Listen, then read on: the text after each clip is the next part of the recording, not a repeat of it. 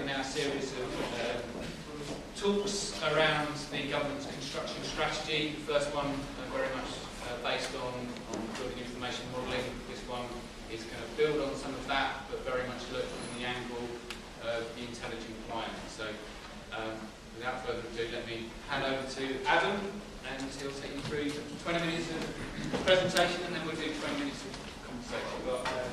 Good morning, bear with me just for 2 seconds, because I need to press record.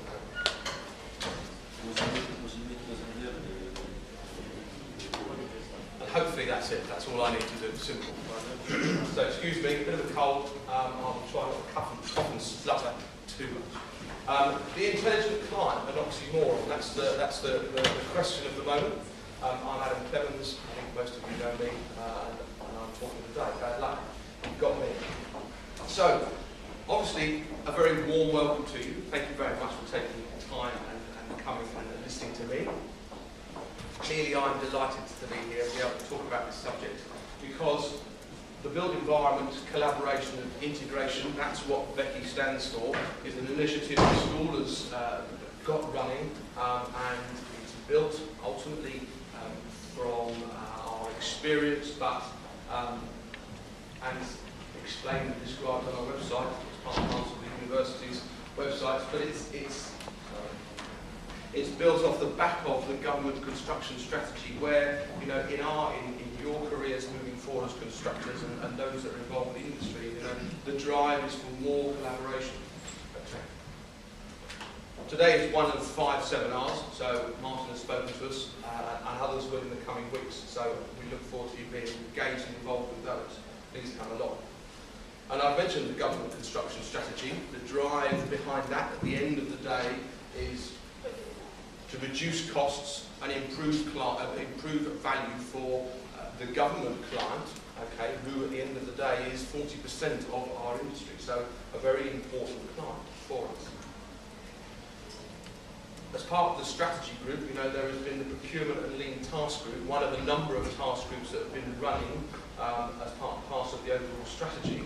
And they have been looking at procurement and frameworks, but are specifically focused on the intelligent client and what that means. So it's some of that that we'll be unpacking today. So in terms of agenda, I thought most importantly, perhaps because I had to have a look and stop and remind myself, what's an oxymoron? Because we could get that one wrong. And what's an intelligent client? 2 important questions. And really, distilling the rest of what I talk about, it's how can we improve? How can we do things better in the future? Because I think that's the principal driver behind the strategy, which we mustn't lose sight of. So it's a figure of speech that combines contradictory terms, artificial grass, bitter sweet, a fine mess, a just war, agree to disagree, something I say to my wife more often than I used to, You'll have to agree to disagree. So, is intelligent client an oxymoron? Well, you have to credit our clients with intelligence, the ability to acquire and apply knowledge and skills, So, I think I personally, I'm packing this one fairly quickly, I don't think it's an oxymoron. There is another one round the corner. Hold on to your hats. And clients recognise, it's not their core business to be running construction projects. They have a business, and through the need for change and development of their business, that a construction project is focused on. So the professionals come in, so they know no man or woman is an island, at the end of the day, and they seek professional advice from the industry to produce the change, develop the project that they are looking for. So perhaps momentarily we need to focus on how we have supported our clients.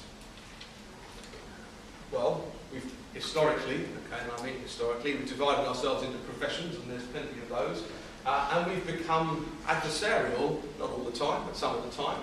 Okay, we get accused of that.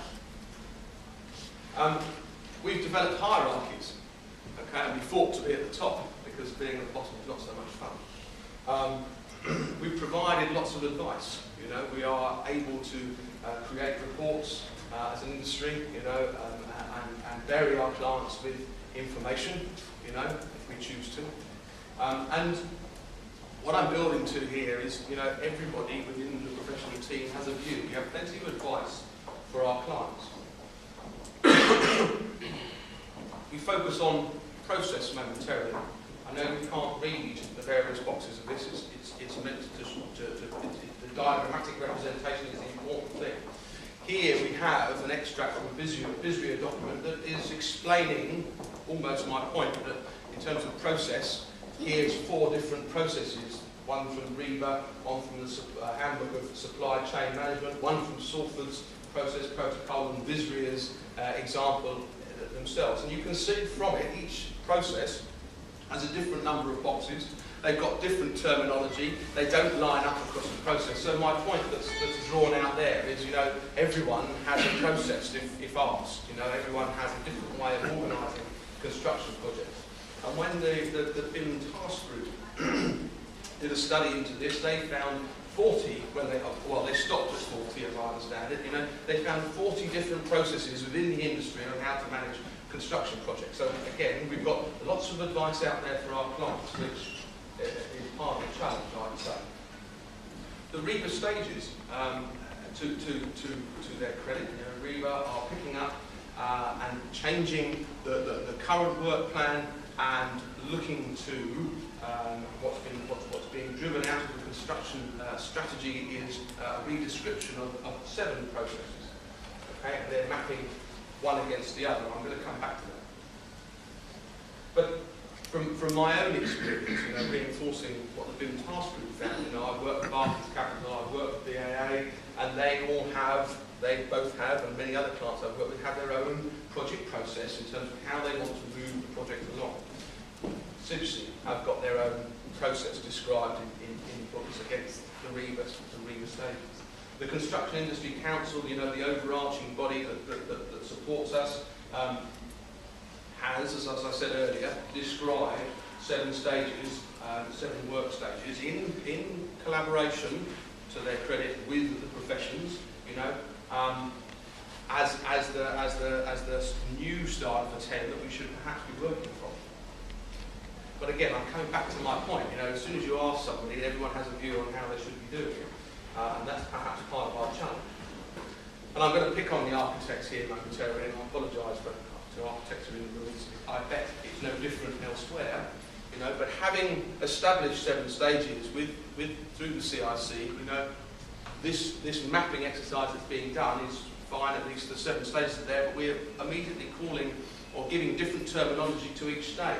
So as quickly as we're trying to establish one common way of doing it, we're being human, and then we're re-engineering that process and calling it something different, which is going to lead to confusion, or equally maybe there's a valid reason for what is being done. But my point is I'm not sure what it's the right thing to do from a personal perspective.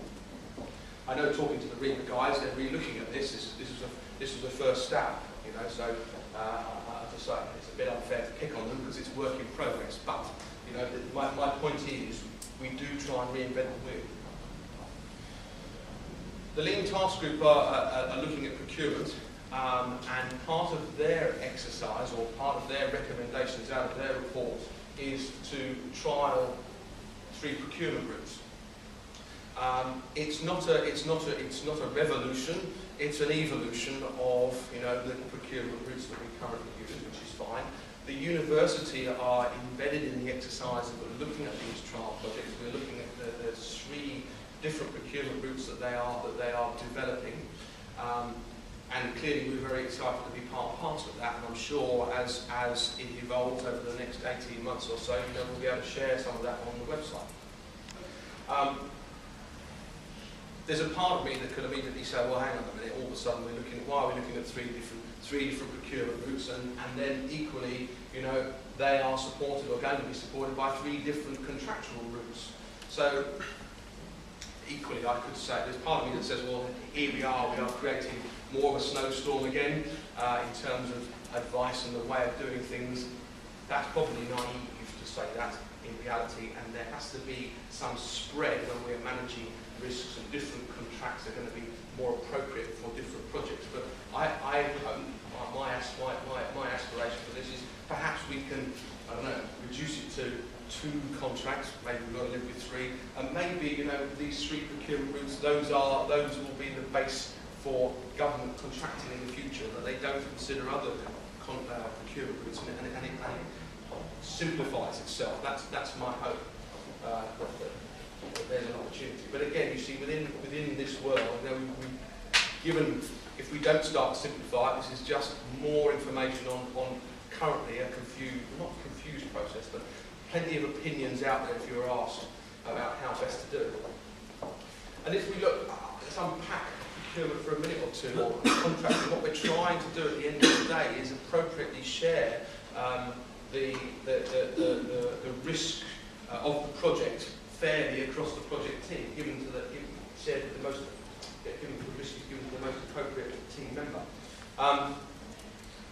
That's what we're trying to do, and that's what we should still be aiming at. We can't lose sight of the fact that the client, at the end of the day, pays the bill, so they are the most important person in the overall process, so that's important. But there's an interesting phrase that I drew from a lawyer friend at a point in time that says, absolute power corrupts absolutely. And some of the lean task group recommendations is starting to talk about behaviours, you know, behaviours within the project team. And I'm picking on these, I'm highlighting these things because I'm saying, actually, at certain times, there is the wrong behaviour in project teams, and they take potentially, in a negotiating position, you know, we take advantage of that situation. And a recent example, Monday's Times, okay? This is deconstruction, it's the deconstruction of Sellafield. But the statement is made, companies running Sellafield are exploiting taxpayers, according to the Public Accounts Committee. So it's a pretty serious report that's been written that says this. The management contract represents a raw deal for taxpayers, you know, so the procurement route that's been selected for the decommissioning of Sellafield has put somebody in too strong opposition, and all of a sudden we as taxpayers are paying too much for that activity. Put yourself in the Sellafield team's shoes and they'll say this is such a risky project, you know, it needs to be managed this way. So there's always 2 sides to an argument. But we need to make sure that we've understood the sides of those arguments and have adopted the right or the most appropriate procurement route that shares risk appropriately. That's my point. As I say, Monday's Times. I was reading ISO 9001. Bless some students for their quality lecture the other day, so apologies for that. But the opening gambit of that was very much the purpose, the essence behind the documentation written is that clients have an aspiration, a specification at the start of the project, and what gets delivered isn't quite what they're expecting. So they have, let's cover a car analogy momentarily, you know they don't want a Rolls Royce, they don't want a Mini Minor, they want a car somewhere in the middle, maybe a little bit of future flexibility for off-roading, you know, and the industry delivers that. Okay. Done for effect, I know, and it's not the case. But do you see where I'm saying? The behaviours are wrong, and the attitudes are wrong, we're often accused of delivering the wrong thing. And I am focusing on the negative because there is very many positives in our industry. But, you know, let's start there for a minute or two. Learning from project failures, you know, the Major Projects Association identified these 8, 9, 10 key items as the reason for major project failure. This was in 2003. It's not new science. We know where the challenges lie in terms of managing the projects. Definition, objectives, unrealistic targets, poor management of risk, client inexperience, forecasting of demand in terms of the workload, in terms of the construction pipeline, poor leadership, poor communication, inadequate stakeholder management. Okay? Very it's the same. You can look in numerous reports on project failure and they are saying the same thing. And management focus targeted the wrong part of the project. As I say, the Major Projects Association wrote those books. So I think sometimes we have lots of advice for our clients, we know what's going wrong, but sometimes we don't tell the client, you know, their role in the project. We don't give them or explain to them the need for decisiveness, and they need to make decisions, and they need to take ownership of the brief, you know, and people end up the design team or the professional team end up having too much control sometimes over some of these elements and don't explain to the client the expectations of both the client but then of the team themselves, and what is being agreed and moulded through the design stage to make sure the project is a robust one and exactly what the client wants. So I said I'd come back to oxymoron. Perhaps sometimes, perhaps the industry is not an intelligent industry. We do a lot of things right. I'm not saying that, but perhaps let me throw that out there. So what do we need to do? Salford University have looked at a design and construction process and tried to describe it end-to-end, a detailed paper on that. And their viewpoint, which I agree with, is we need to take a whole project view. We need a consistent process, not 40 different processes. We need to underpin ourselves with one process or a consistent process that's clear to all. Progressive design fixity.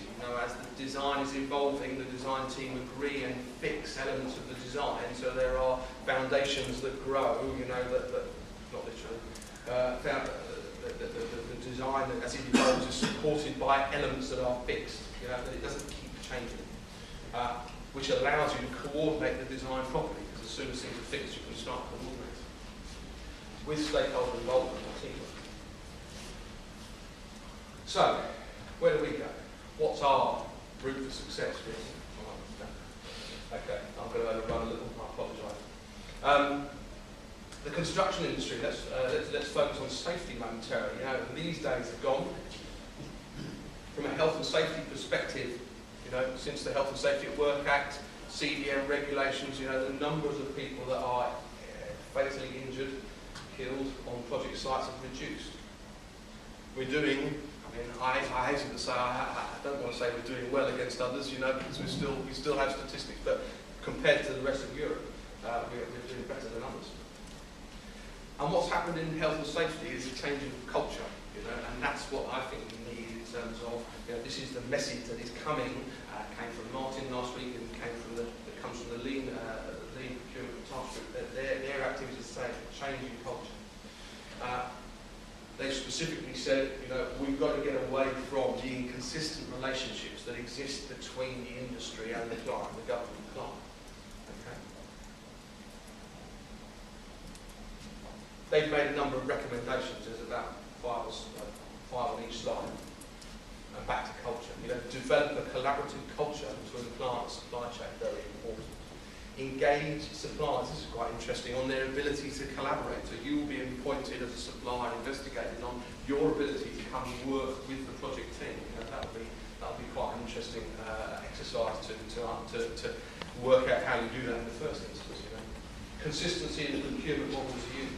That's echoing some of the stuff we were saying earlier. Note models and not model. Maybe one process, but maybe procurement models is good. We need strong client leadership. We need to make sure the client understands their position and we get that leadership from them. And focus on early involvement in the supply chain, all the positive things about early involvement that will give and drive innovation and value into the project itself. Ultimately, establishing mutual objectives for the project, a commitment across the team to continuously improve. The recommendations of the lead task group is to be focused on framework agreements that have evolved in the private and public industry sectors over the last few years. That's endorsed by the report. That's moved on, and that gives you the ability potentially for continuous improvement within teams that are regularly working together. Transparent issue resolution, clearly making it obvious to the team, how issues have been resolved. And improving the opportunity to innovate through project development and implementation. And then ultimately an assessment of the level of client maturity, how able is the client to manage and deal with the project that's in question, which is an issue. So I will conclude, please. We are an intelligent industry. I don't think that is an oxymoron, but we need to keep improving. We need to make sure our improvement informs the client and it's clear to the client what they need to do and what we're going to do around it through single processes, and we get clarity around there. and that we do select appropriate procurement routes and then adopt the most appropriate behaviours for that procurement. And the question to you is, are you ready to collaborate and prepare for this cultural change? And that's it. I don't want to say any more. Not much more. Thank you very much.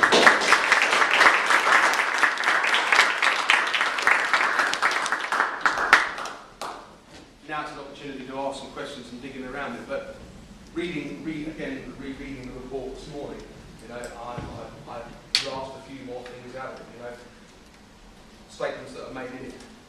It's a high risk, low margin industry that we work on, which they recognise in the report has an impact on people's behaviours, in direct quotes. You know, the intelligent client approach, you know, the way the government client needs to behave, you know, is not to provide a new car. You know, there was no deliberate analogy when I wrote the presentation, but change the way it's driven.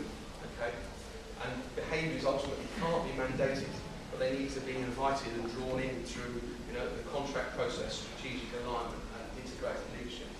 So I hope by putting some of those up and reflecting back on what I said today, you know, that might tease a few questions out.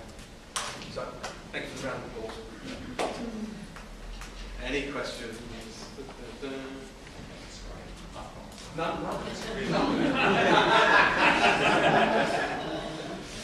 Good. Martin. So, is it an oxymoron? No, I don't think If it's not, I think, what do you mean by mature client? Can you characterise what is meant by a mature client? Mature client. I mean, a mature client versus an immature client, you know, is one that understands the industry and understands the subtleties of different procurement routes and what the risks that exposes them to. You know, because we have clients and then we have sets of consultants, and the poor client gets a snowstorm of advice. Now the immature client gets confused by that. You know, the mature client will understand it and will be able to take the right steps forward, I think. And that's what the paper is trying to say. You know, look at frameworks, try and evolve and develop frameworks to make sure that you get a consistent approach to delivery of projects. You know, rather than the sort of the one-offs that we've been doing. And within government, what they're saying is, you know, they have, because so many people are involved in government, they've all made different decisions. So we're going to tackling construction in a completely different way, department on department. You know, they're trying to rationalise that.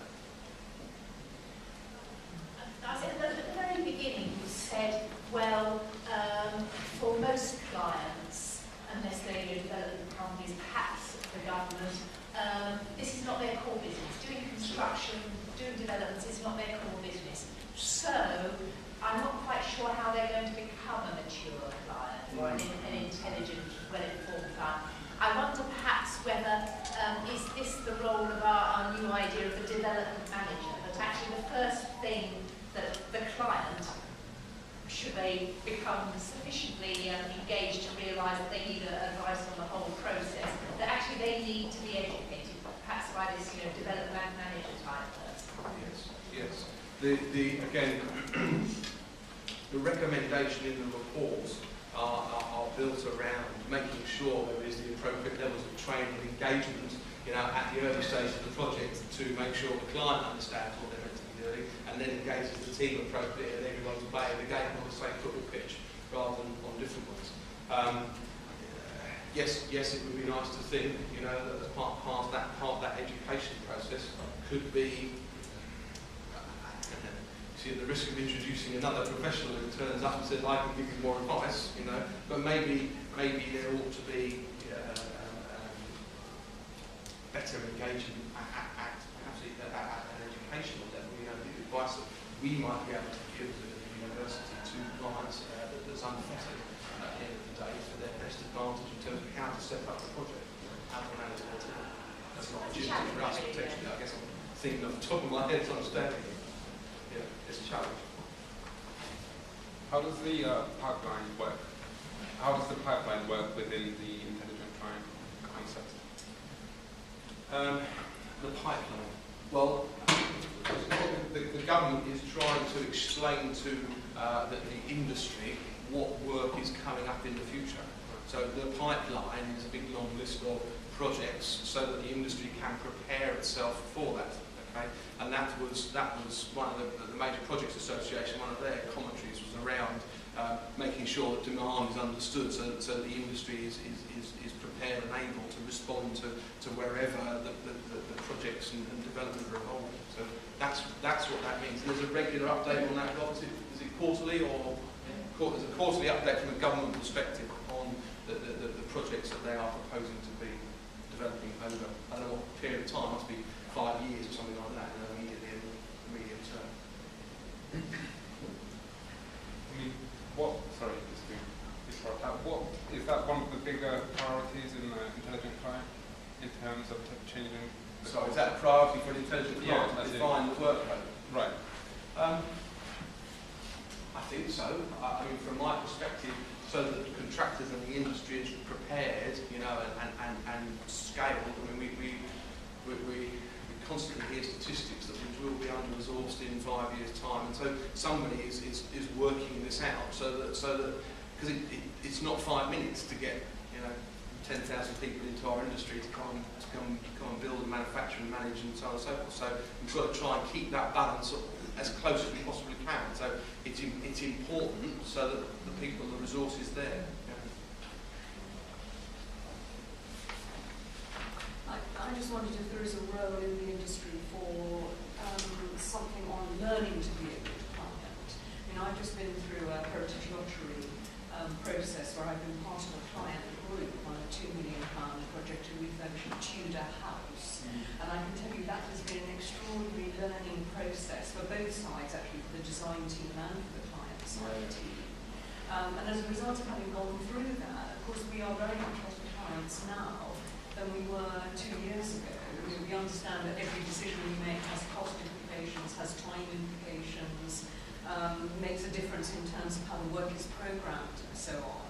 But we've learned that sort of very slowly over this long process. And I wondered if there was any way, that you can bring forward that knowledge so that people don't go into those processes so ignorantly as we do. I think sort of tying in some of these questions is a question of supply and demand and how often you're actually procuring these projects yourself. And if you're only doing it on a one-off basis, do you need all these characteristics? One of the key things that the government is trying to say is that a lot of public sector clients are regularly buying work. Therefore, they should be a little bit more smarter about how they go about buying it.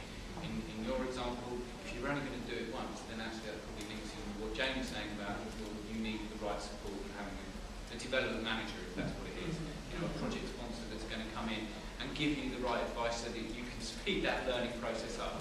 So it comes back to smart procurement is understanding how often are you going to buy this. If you're going to keep buying the same thing over and over again, and then actually let's learn it ourselves and get better and better at it. But similarly, the industry can help you. Yes. I mean, my personal experience of that is effectively how some of the major project management consultants have built up their business, because the clients have spoken to them and they're coming and giving independent advice on how to manage the project through the project process, or through the project process that they've invented this time for that particular project. So if we can build a common language, that's going to help. But it's that intelligent industry bit to give, not having to learn the whole thing over again and actually having a There's a little bit from our perspective where from a project management perspective, you will get the advice, you will still get slightly biased advice. You won't necessarily get independent advice, which is part of the question or part of the answer to Jane. In my file, I have a notebook that's almost 10 years old from a chap called David James, who used to be a major company doctor in the UK. And he had been involved in looking at the PFI contract, and it's just really gone so sour. And he came to the conclusion, and I've actually got this in writing, that he said he was negotiating the construction industry with they outgunned the civil servants. He said they were basically negotiating with some of the fittest people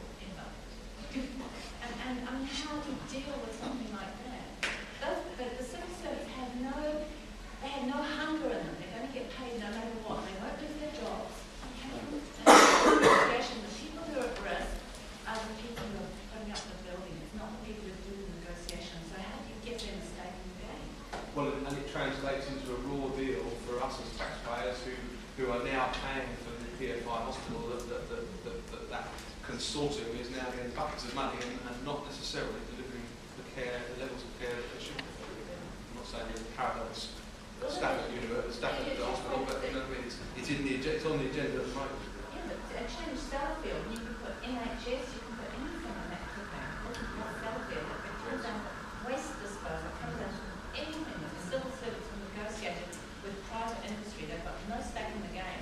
They don't feel accountable at all. Well, maybe you see, you could take that point and reflect on the government construction strategy, and it's about them getting their own house in order, you know, in part.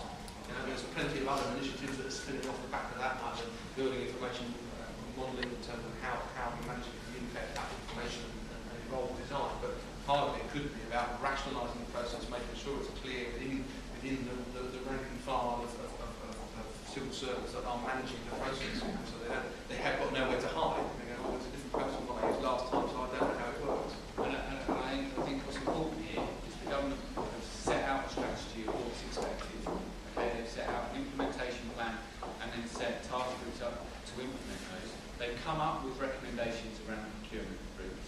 Okay, so they've gone through, they've tried to understand why things didn't work in the first place and develop solutions that hopefully are fit for purpose, and now they're setting up trial projects to actually test those. So, you know from your own management, set your strategy up, don't just go and implement it, work out whether it's going to work, and that's absolutely what they're doing. So I think there's a lot in what the government's construction strategy is set up to do that is actually, from my point of view, certainly something that we should be heartened about. That they're going about it in the right way, and maybe we won't fall into the trap of PFI in the way that that's happening. I mean, yeah, it's an exciting initiative because historically we write reports around how the industry is or isn't performing, and then what it should or shouldn't be doing, and then put that file away. Now there's robust, or there's activity around a number of, in a number of areas that hopefully could make things move on, which is what we need. Okay, time for one more question. Friend? Okay. What we got? are you doing about performance-based contracts in terms of procurement? Probably not best. Well, what I would do is go back to the people that have written the papers on performance-based contracts and ask them for their advice.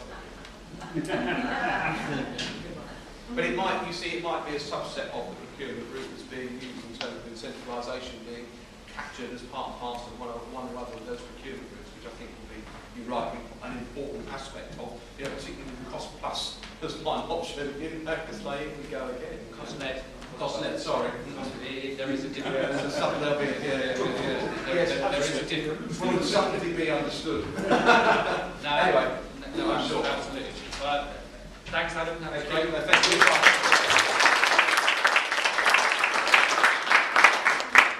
The next lecture in the series is going to be on sustainability, and I have a person to do that one. So we all look forward to seeing you then. Thanks very much.